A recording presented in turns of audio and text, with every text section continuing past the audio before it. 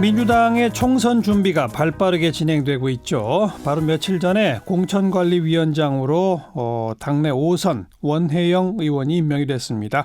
오늘 직접 연결해서 말씀 들어봅니다. 안녕하세요. 안녕하세요. 네. 새해 복 많이 받으세요. 고맙습니다. 새해 복 많이 받으시고요. 고맙습니다. 네. 공천관리위원장 맡으셨는데 공천관리위원회는 언제 구성이 돼요?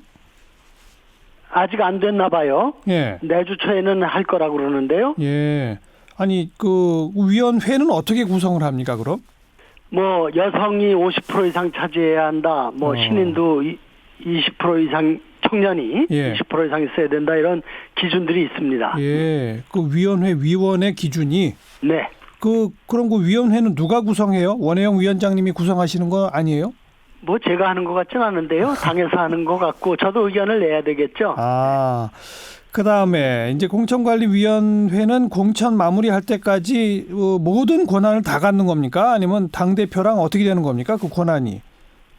권한이라고 특별히 할 게 없는 게요. 예. 우리 당은 이번 총선에 대비해서 1년 전부터 중요한 원칙과 기준을 예. 다 만들고 그것이 당원 당규에 반영돼 있습니다. 예, 예. 그러니까 그 기준을 가지고 공정하게 하기만 하면 되는 겁니다. 다만 이제 조금 구체화시키는 그런 정도의 예. 재량권만 우리 공천관리위원회에 있지 예. 모든 룰이 정해져 있기 때문에 예. 어떻게 보면 편한 공천관리인 것 같습니다. 네. 그 공천 룰의 핵심은 어떤 내용들이죠? 뭐 큰 원칙이야. 공정하게 하자 이거고요. 예. 근데 그 공정하게라는 게 우리끼리만 공정해서는 안 될 거고요. 그렇죠. 당원들이 보고 국민들이 보기에 공정해야 하니까 예. 결국 얼마나 객관적이고 민주적으로 공천 관리를 하느냐, 룰을 만들고 집행을 예. 하느냐의 예. 문제인데 예. 그 정해진 뭐 원칙 같은 거 보면은 다 경선이죠, 기본이. 예? 기본이 경선이죠. 그렇습니다. 국민 예. 참여 경선이 기본입니다. 예. 당원 50% 또 일반 시민, 그러니까 유권자 50% 이상 예. 이것이 기준이고요. 예. 또 후보자들에 대한 평가는 뭐니 해도 당선 가능성이 제일 클 거고 예. 도덕성이라든가 정체성, 의정활동 능력 이런 것들을 또 현역 의원들 경우는 따지겠죠. 예. 이런 걸 통해서 단수 공천을 할 건지 또는 둘 또는 셋에 경선을 할 건지를 정하기만 하면 됩니다. 네. 근데 바로 거기서 둘, 셋 그 경선에 참여할 사람을 정하거나 아니면 경선을 없애고 단수로 하는 게 이른바 전략 공천 아니겠어요? 아, 그거는 좀 다릅니다. 그것도 달라요? 그러니까 전략 공천은 그야말로 이런 기준을 넘어서서 예. 승리를 위해서 전략적인 판단을 하는 것이고 저희 공천관리위원회는 예. 기본적으로 일반적인 공천 대상 지역에서 예. 후보자 간의 격차가 일테면 30%, 20% 이상 크게 난다. 예. 이거는 경선에 의미가 없겠다. 그럴 때 단수로 공천하고 아하. 또 1, 2등과 3, 4등 차이가 너무 많이 나도 그럼 2등만 1, 2등만 갖고 하면 예. 되겠다. 이런 거를 예. 결정하고 집행하는 겁니다. 예. 그럼 전략 공천은 공천관리위원회에서 정하지 않아요? 그렇습니다. 네. 그럼 전략 공천권은 누가 다 가져요? 전략공천위원회가 있고 따로 아마 있어요? 최고위원회의에서 확정을 하는 걸로 알고 있습니다. 예. 그 옛날부터 공천권 그러면은 당에서는 제일 무시무시한 권력인데 저는 공천관리위원장 맡으셔서 그 공천권을 어마어마하게 가지셨는 줄 알았더니 그건 아니군요. 아, 별거 아니에요. 하지만 신경 안 쓸 수 없죠. 모든 의원들, 모든 그 이번 총선에 나가려고 하는 분들이. 뭐 그렇습니다. 그리고 전략공천이 좀 문제시됐던 거는 전략공천은 그야말로 이길 수 있는 후보를 내기 위한 최선의 선택을 예. 일반적인 기준을 넘어서서 예. 전략적인 판단을 하고 하는 거 아니겠습니까? 예. 근데 이게 내 사람 심기, 내 세력 심기로 변질되다 보니까 그렇죠. 그걸 선거에서 국민들로부터 심판받기도 하고 예. 또 당내의 갈등과 불화의 요인도 되고 그랬던 거죠. 예. 그러니까 지금은 그야말로 원 취지 그대로 당의 승리를 이끌어내기 위한 예. 전략적 고려에 의한 인물 선정 예. 이렇게 보시면 될 것 같습니다. 네, 그 전략공천의 대상 지역이 어디가 될까요? 지금 언론에서는 현직 장관 4인방 불출마 선언한 지역구는 전략공천 될 거다라는 식의 보도가 많던데 맞나요? 아니죠. 그냥 통상적인 방법으로는 이기기가 어려운 지역이 되겠죠. 그러니까 그런 점에서 취약 지역 내지는 또 상대방 후보가 워낙 강해서 그 지역에서 지금 준비하고 있는 경쟁하는 분들 갖고는 어렵겠다. 이럴 때 전략 공천하는 거죠.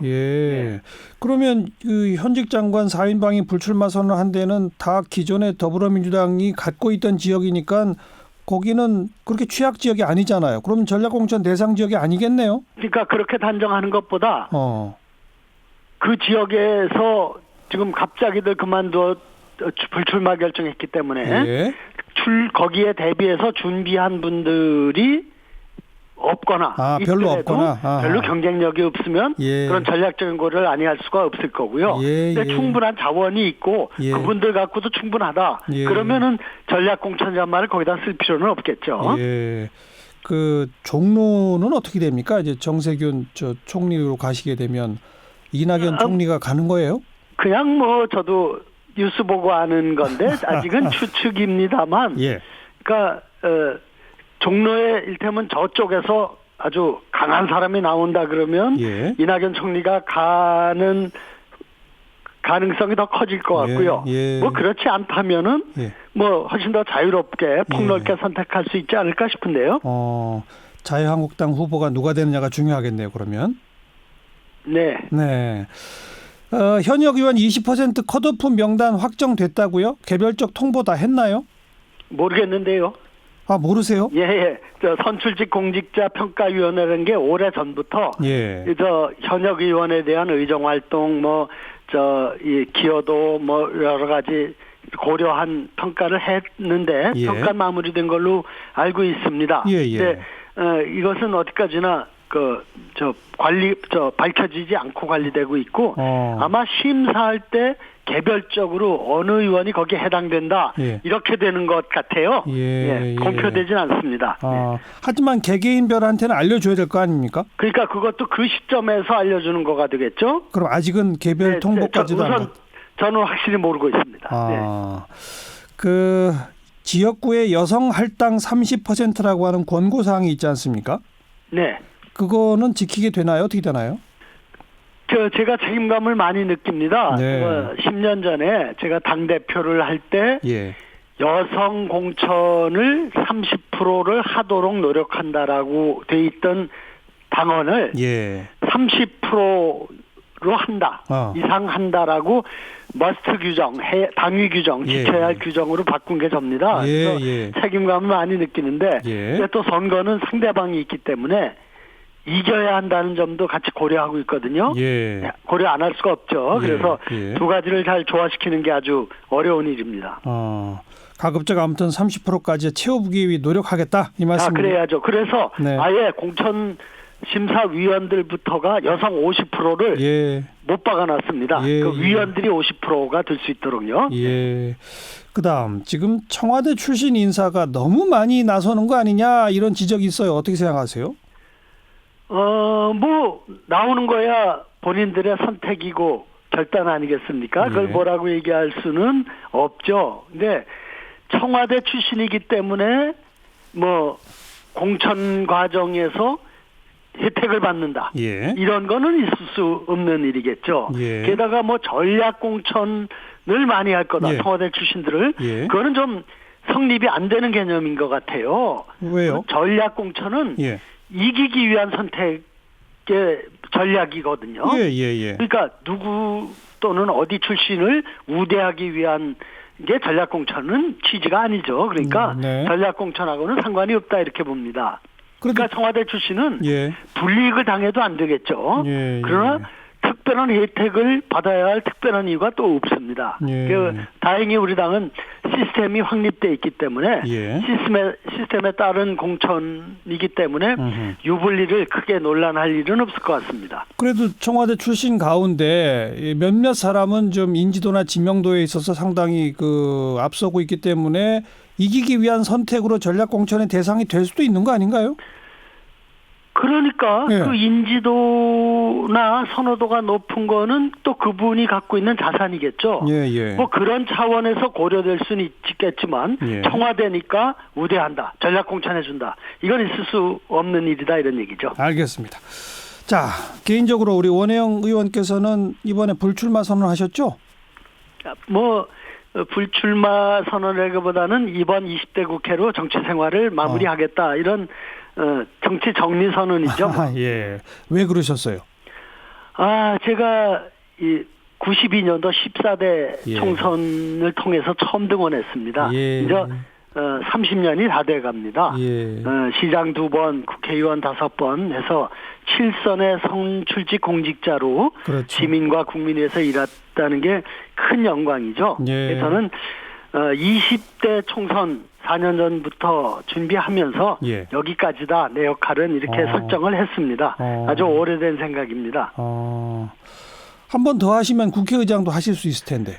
근데 무엇이 될 수 있으니까 또는 예. 해야 되니까 더 하자 이렇게 다른 무엇과 연관지어서 생각하고 결정하기에는 네. 인생은 너무 소중한 거라고 생각합니다. 네. 머물 때와 떠날 때를 스스로 분간하는 것도 예. 또 생활의 지혜 아닌가 이렇게 생각합니다. 예. 그럼 정치 그만두시면 그 다음번 인생은 뭘 하실 겁니까? 제가 올해 70이 됐거든요. 네. 네. 이제 70이면 제2의 인생을 시작하기 딱 좋은 나이다 이렇게 예. 생각하고 있고요. 예. 많이들 격려들도 해주십니다. 예. 제가 요 몇 해 사이에 의정활동을 통해서도 제일 열심히 한 게 예.